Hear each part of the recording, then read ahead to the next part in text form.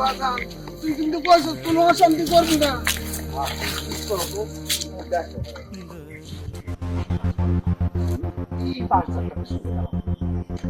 এর লেগে যে পাগলামি করতেছ আমি কিছু বুঝতেছি না। আর আমি এত কথা বলো না বুঝছো, তুমি তাড়াতাড়ি যাও, তোমার বউ চলে আসবে।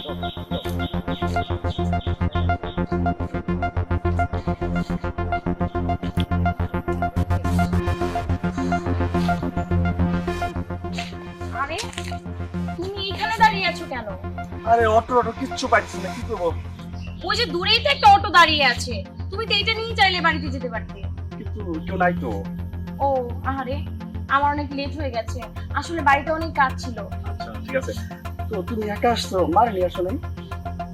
মা মাকে কোত্থেকে নিয়ে আসবো? কেন, মার কি হয়েছে? মা কই? তোমার মা কি করছে জানো?